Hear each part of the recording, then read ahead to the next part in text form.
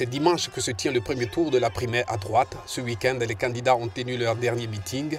Alain Juppé était à Lille, occasion pour le maire de Bordeaux de s'en prendre à ses principaux adversaires. François Fillon doit éviter la surenchère et surtout, il y a cette adresse à Nicolas Sarkozy. À Nicolas Sarkozy aussi, il faut reconnaître ses erreurs. Moi, je suis solidaire de ce qu'on a fait entre 2007 et 2012. J'étais au gouvernement pendant 2 ans, aux affaires étrangères, c'est vrai. C'est un peu loin.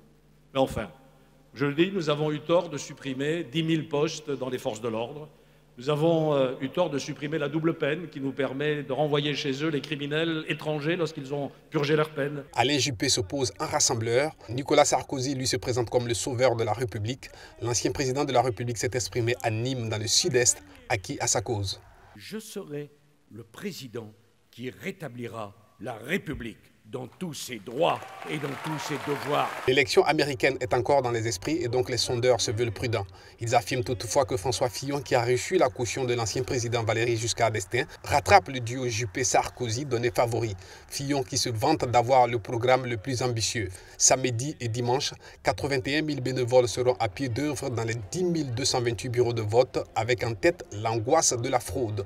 Sur une vidéo diffusée cette semaine via Internet, le directeur de campagne de François Fillon, Patrick Stefanini, conseille aux assesseurs ou délégués d'être vigilants au moment du déjeuner. Après plusieurs jours de réunions à Marrakech, la COP22, rencontre mondiale consacrée au climat, s'achève. Que retenir de cette rencontre qui a mobilisé toute la planète? Les questions apparues au terme de la COP21 française sont-elles enfin résolues? Le président de la réunion marocaine fait le point avec la presse. Et selon Saladine Mezouar, des avancées importantes ont été obtenues, notamment sur la mobilisation des ressources. Il y a la feuille de route des 100 milliards qui doit devenir effective avant 2020. Et je pense que les choses avancent bien. Et il y a la mobilisation de l'ensemble des acteurs financiers. Nous ne parlons plus aujourd'hui de milliards de dollars, mais de trillions de dollars. Le financement était l'une des questions à polémique. Réunis en session extraordinaire à Marrakech, plusieurs pays africains avaient appelé à une mise à disposition effective des moyens devant accompagner leur transition vers un modèle plus respectueux du climat. La problématique liée à l'adaptation et au financement de l'adaptation, c'est une composante essentielle.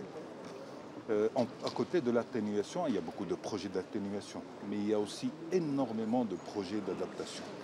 Ces projets d'adaptation ont besoin de financement. Il faut dire que l'avenir des projets promis par les Occidentaux était devenu très préoccupant, surtout après les déclarations du nouveau président américain, qualifiant le réchauffement climatique de canular inventé par les Chinois. Ces derniers jours, Barack Obama et les dirigeants européens ont ajouté leur voix aux nombreux appels invitant la nouvelle administration américaine à respecter l'accord sur le climat. Devant l'afflux massif de victimes, médecins et autres personnels de santé des cliniques privées ont été appelés en renfort. L'hôpital de Tété n'était pas préparé à recevoir un tel nombre de victimes. L'explosion accidentelle jeudi soir dans cette localité mozambicaine d'un camion-citerne a fait au moins 56 morts et 108 blessés, dont des femmes enceintes et des enfants grièvement brûlés, selon un bilan officiel provisoire. À l'hôpital de Tété qui a accueilli les cas les plus graves, le bilan des victimes décédées augmente rapidement. Selon la directrice de l'établissement, Victoria De Deus, le nombre de morts est passé de 11 à 13, de 7h à 13h.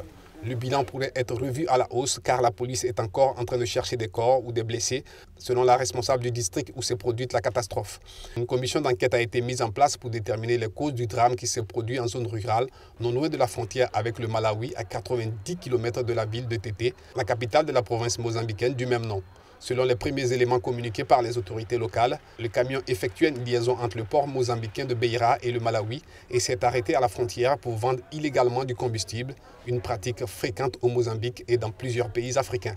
En 2015, au Soudan du Sud, au moins 203 personnes avaient péri dans l'explosion d'un camion-citerne accidenté dont elles tentaient de récupérer la cargaison de carburant. 5 ans plus tôt, 292 personnes étaient mortes dans l'explosion d'un camion transporteur du carburant en République démocratique du Congo.